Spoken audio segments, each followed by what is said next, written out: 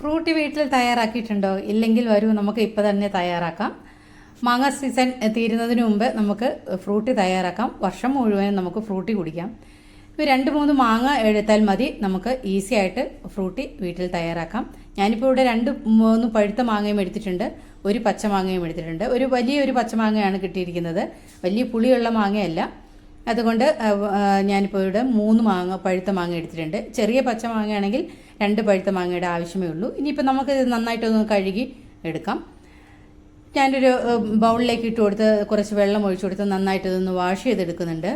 എന്നിട്ട് നമുക്കൊരു ഉണങ്ങിയ തുണി ഉപയോഗിച്ച് നമുക്ക് നന്നായിട്ടതൊന്ന് തുടച്ച് വെള്ളമൊക്കെ ഒന്ന് മാറ്റിയെടുക്കാം.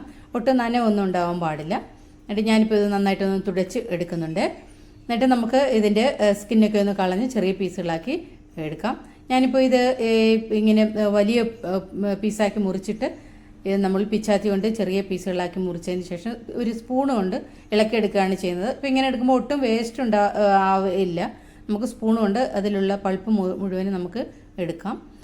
ഞാൻ പച്ചമാങ്ങ ഒരു പീലർ ഉപയോഗിച്ച് ഒന്ന് പീൽ ചെയ്ത് എടുത്തിട്ട് കനം കുറച്ച് നമ്മളിതൊന്ന് അരിഞ്ഞെടുക്കണം.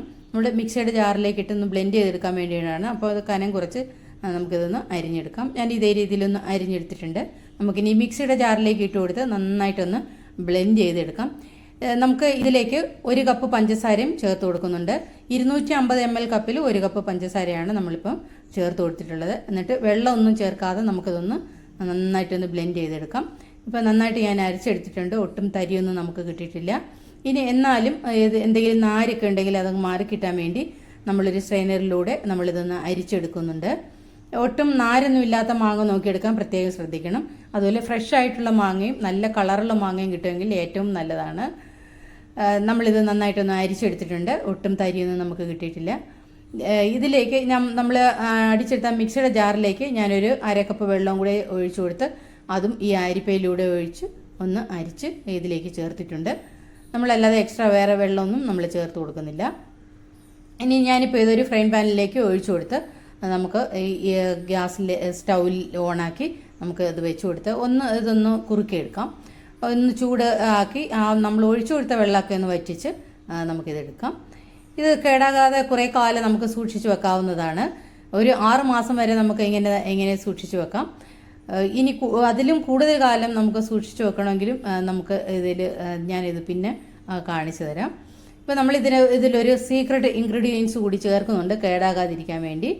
ഇപ്പോൾ ഇത് ഒന്ന് തിക്കായിട്ട് വന്നിട്ടുണ്ട്. ഇതിപ്പം ഇങ്ങനെ നമ്മൾ ഇളക്കിയ സ്പൂണിൽ നോക്കുമ്പോൾ അതിൽ കോട്ടിംഗ് ആയിട്ട് വരുന്നുണ്ട്. അല്ലെങ്കിൽ പാനിൻ്റെ സൈഡിൽ നോക്കുമ്പോഴും നല്ല തിക്കായിട്ട് ഇങ്ങനെ സൈഡിലൊക്കെ വറ്റിയിരിക്കുന്നുണ്ടെങ്കിൽ നമുക്കിത് കറക്റ്റ് ആയിട്ടുണ്ടെന്ന് നമുക്ക് മനസ്സിലാവും. ഇതിലേക്ക് 2 ടേബിൾ സ്പൂൺ വിനിഗറാണ് ഒഴിച്ചു കൊടുക്കുന്നത്, വിനാഗിരി. ഇത് കേടാകാതെ കുറേ കാലം സൂക്ഷിച്ച് വെക്കാൻ വേണ്ടിയാണ്. ഇത് നമ്മൾ തണുത്തതിന് ശേഷം നമ്മൾക്ക് ഒരു ബോട്ടിലേക്ക് മാറ്റി കൊടുക്കാം. ഇപ്പോൾ നന്നായിട്ട് തണുത്തിട്ടുണ്ട്. ഗ്യാസ് ഓഫ് ചെയ്തതിന് ശേഷമാണ് ഞാനിപ്പോൾ വിനിഗർ ചേർത്ത് കൊടുത്തിട്ടുള്ളത്. ഇപ്പോൾ നന്നായി തണുത്തിട്ടുണ്ട്. നമുക്കിതൊരു ഗ്ലാസ് ജാറിലേക്ക് നമുക്കത് മാറ്റി കൊടുക്കാം.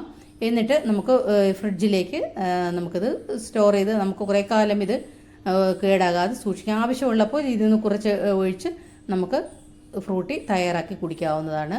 ഈ ഗസ്റ്റൊക്കെ വീട്ടിൽ വരുമ്പോൾ ഈസിയാണ് ഇങ്ങനെ തയ്യാറാക്കി വെച്ചാൽ.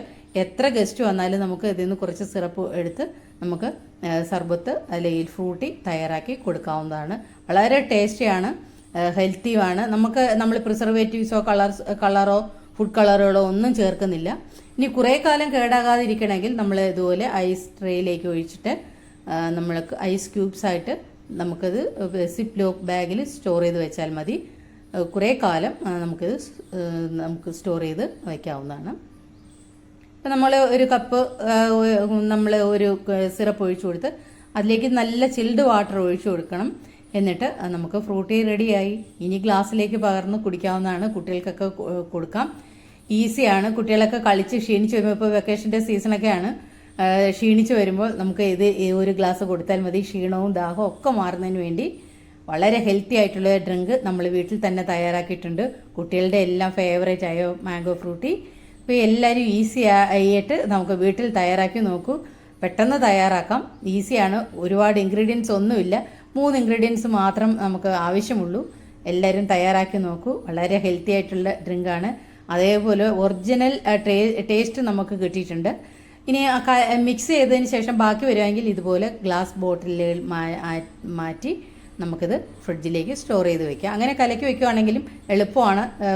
ആരെ ഗസ്റ്റ് വന്നാലും കുട്ടികൾക്കായാലും ഒഴിച്ചു കുടിക്കാം.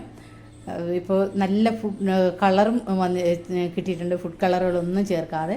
അപ്പോൾ ഇത്രയേ ഉള്ളൂ.